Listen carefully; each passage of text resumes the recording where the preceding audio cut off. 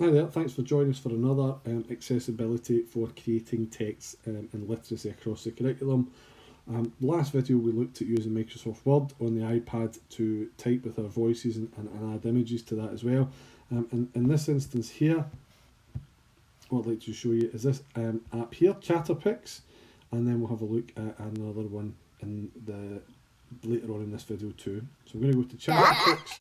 So for this app, my iPad is going to insist on working in portrait mode. I can either take a new photo or use the gallery to access images I already have on the device, which here of Where the Wild Things Are, one of my favourites. So I simply have to draw a line round about where the mouth is here, press record. Max, come back, don't leave us on the island, said the wild things.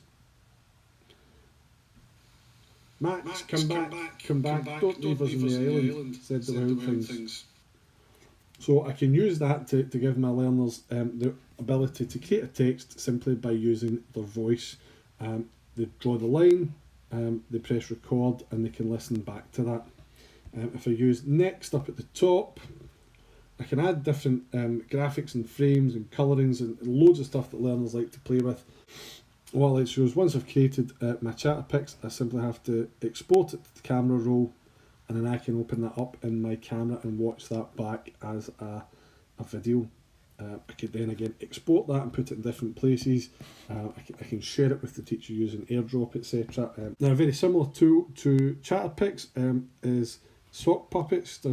So I'm going to create a new Sock Puppets. I'm going to pick just these first two puppets. You can choose different characters, you can choose different settings. I'm going to pick a school one.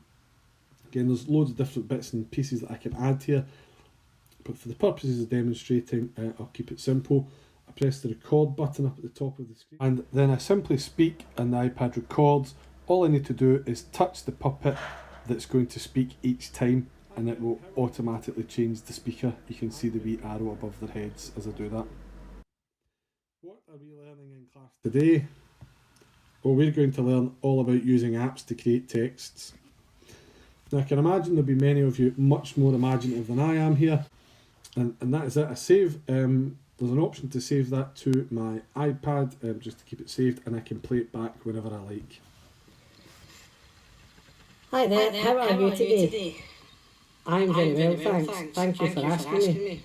So I can create anything at all. I can create dialogue, monologue, I can add a series of characters there, particularly useful perhaps for learning about things like direct speech, and you can talk about how each character, when they speak, you have to make it clear who is speaking, and again, save it. I can put it into different apps and use that for a range of things.